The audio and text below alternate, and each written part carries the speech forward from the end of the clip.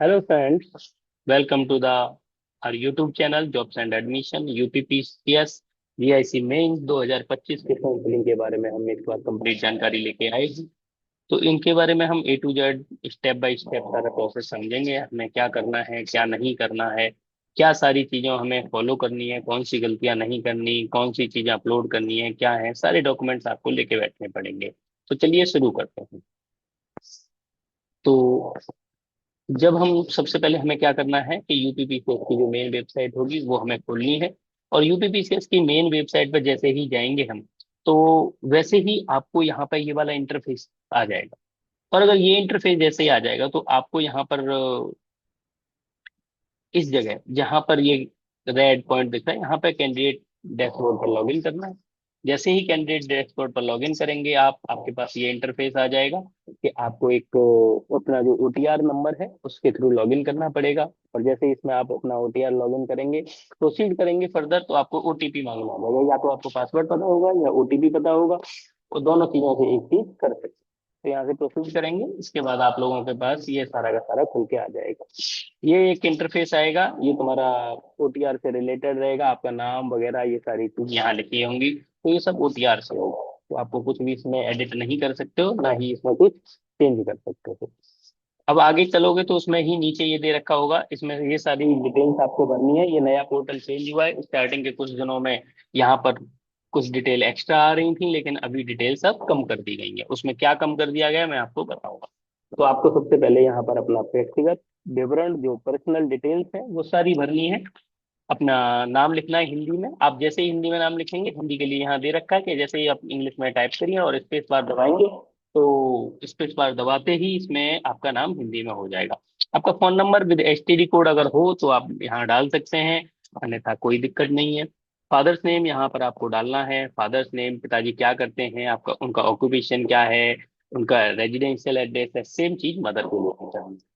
तो आप लोगों को ये जल्दी से जल्दी ये चीज फिल कर देनी है। और जैसे ये फिल करेंगे तो नीचे स्क्रॉल करेंगे, नीचे ये सारी चीज आ जाएंगी। आपको फादर्स की एनुअल इनकम डालनी है। एनुअल इनकम के लिए आय प्रमाण पत्र होता है उत्तर प्रदेश में, तो खासकर आय प्रमाण पत्र बनता है। तो उस आय प्रमाण पत्र के अकॉर्डिंग आपको जितनी भी उसमें इनकम दे रखी है वो आपको यहाँ भर देंगे, और सेव एंड नेक्स्ट करके यहाँ से आगे बढ़ जाना है।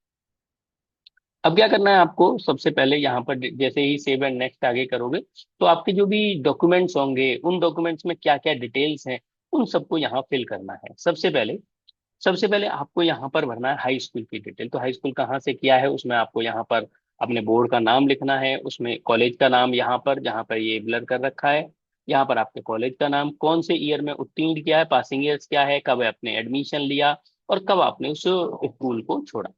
तो आपको ये चीजें करनी है। मार्क्स पर आपका मूल्यांकन किस प्रकार का था, मार्क्स का है, सीजीपीए है, क्या है, वो सारी चीजें यहाँ पर रहेंगी।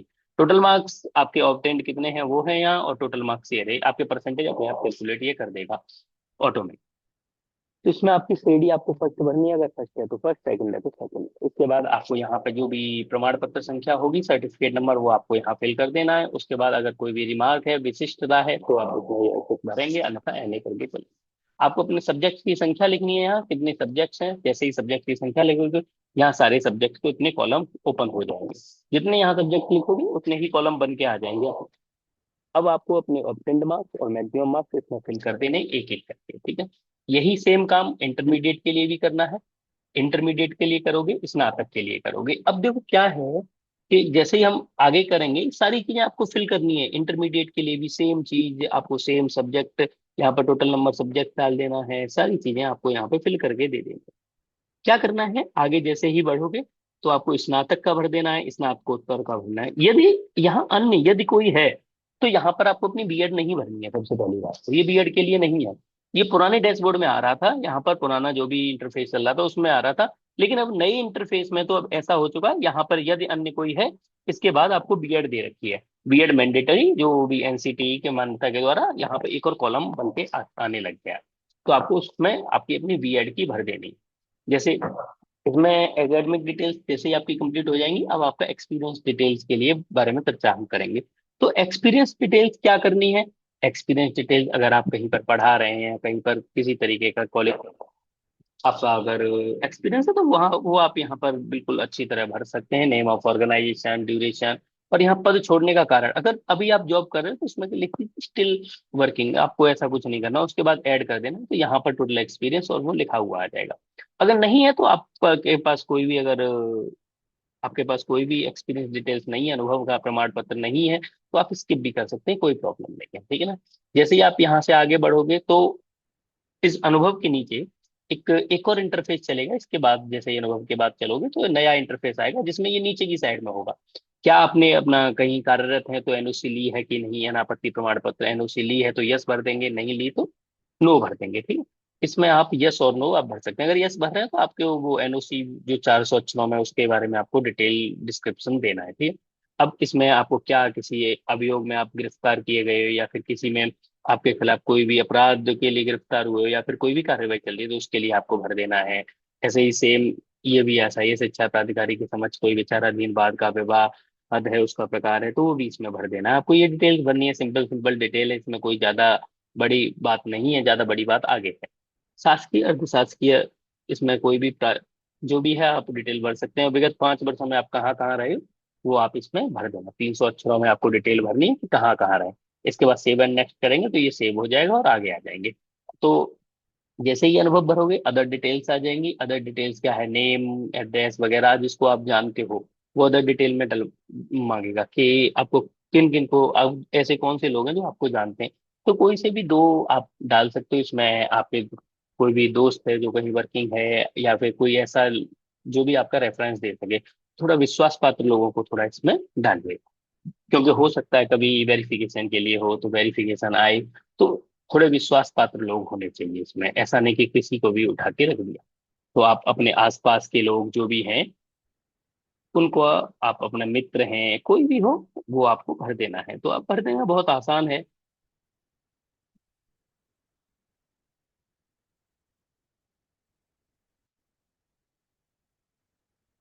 तो ये सारा कुछ हो गया हमारा, ये सारी डिटेल्स हम यहाँ भर रहे थे। तो यदि अभी तक, अब नीचे इसमें थोड़ा सा और स्क्रॉल करेंगे तो नीचे चीजें आ जाएंगी कि यहाँ पे यदि भारत सरकार द्वारा शासकीय कार्यरत है, वो सारी चीजें इसमें आपको भर देनी है। वो पुराना मतलब ये वाला इंटरफेस ऊपर आएगा, और जो लास्ट स्लाइड पे जैसे ये वाला बताया था ये नीचे आता है, तो आपको सेव एंड नेक्स्ट करके आपको आगे बढ़ देना है।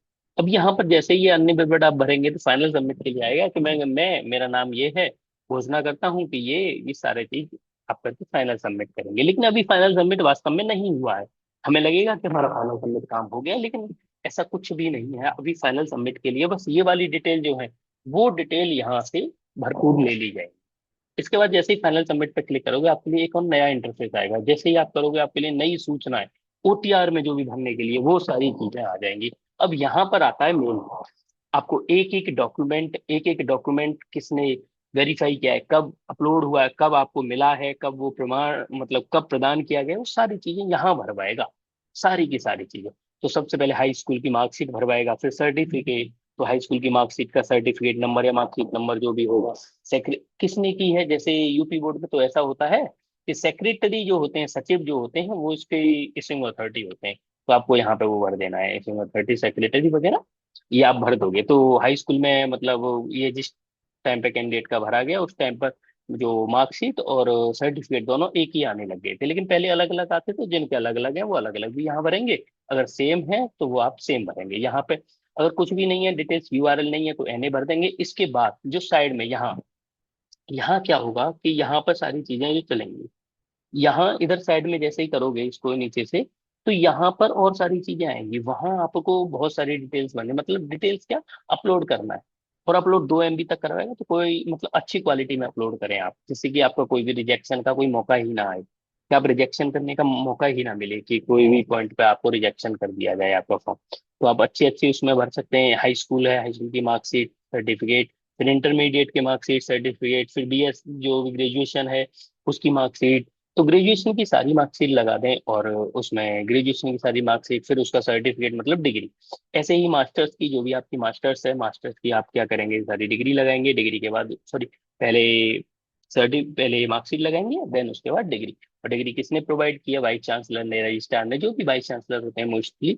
तो वहाँ आप अपना कॉलेज का नाम वगैरह ये सारी चीजें भर के यहाँ चल सकते हैं। सारी इसमें भर पाएगा। इसमें कई सारी डिटेल्स हैं, ऐसा नहीं कि एक ही है, ये 1 2 3 4 इसके बीच में भी है कई सारी।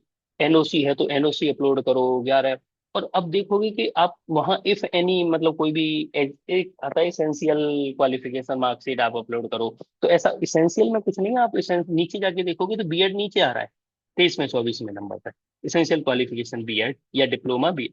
ये वाले में बीएड भरनी है जहाँ मैंडेटरी लिखा आ रहा है। मैंडेटरी वाला आपको छोड़ना ही नहीं है, मैंडेटरी तो भरना ही भरना है। सबसे पहली जरूरी चीज मैंडेटरी की है। तो मैंडेटरी में सर्टिफिकेट नंबर, उसकी इशूइंग अथॉरिटी, इशूइंग डेट, और ये सारी चीजें आप को यहाँ भरनी पड़ेंगी। यूआरएल है तो भर दीजिए, नहीं है तो एनए करके, और इसमें लेफ्ट, इसमें राइट साइड में थोड़ा सा स्क्रॉल करके इसे वहां पर उसको पेस्ट कर दिया। आप एक बार व्यू और करिए, वहां व्यू का ऑप्शन आएगा, तो व्यू जरूर करिए कि हमारा जो सर्टिफिकेट जो हमने सबमिट किया वो सही सबमिट हुआ है कि नहीं, ऐसा तो नहीं है कोई और हुआ है। तो इसमें आप दोनों मार्कशीट सारी लगा सकते हैं, सारी की सारी मार्कशीट आप यूज करिए।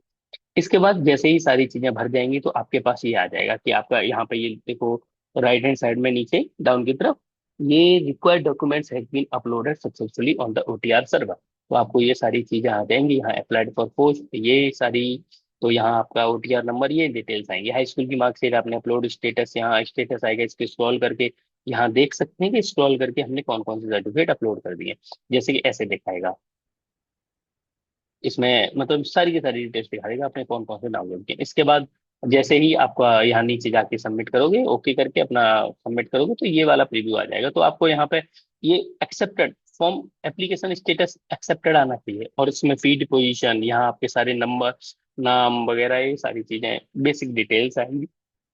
और यहाँ फीड पोजीशन आपका हो चुका है या नहीं हुआ, ये अंडर डिटेल्स एप्लीकेशन फॉर्म हो गया है कि नहीं, अपलोड डॉक्यूमेंट हो गए कि नहीं। इसके बाद आपको क्या करना है, proceed to print application form and the download है अपलोडेड डॉक्यूमेंट्स। तो ये सारी की सारी चीजें हमें अब यहाँ से एक्टिव करना है। यहाँ से करने के बाद में क्या करोगे आप, जैसे ही करोगे आपके पास आगे ये इंटरफेस आ जाएगा। आपको यहाँ पे क्लिक करना है तो आपका कन्वेंशनल फॉर्म डाउनलोड हो जाएगा।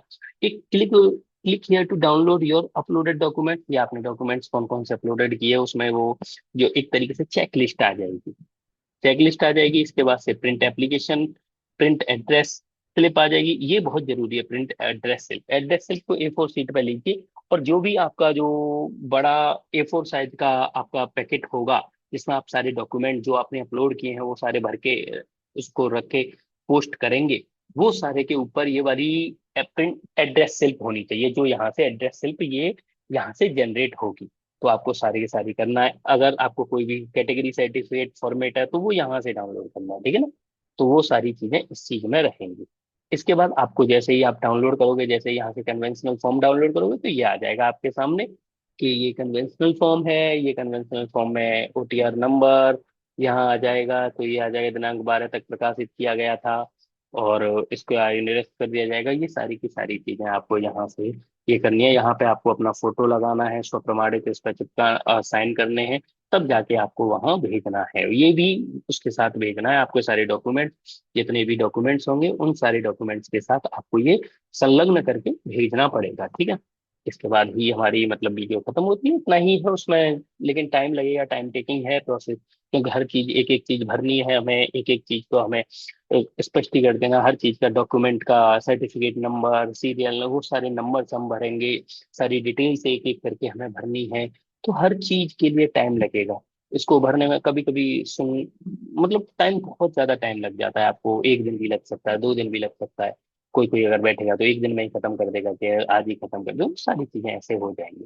तो आपको आशा करता हूँ कि ये सारी वीडियो समझ में आया होगा, सारा कुछ प्रोसेस पूरा समझ में आया होगा। इसी के साथ मैं आपसे विदा लेता हूँ। धन्यवाद।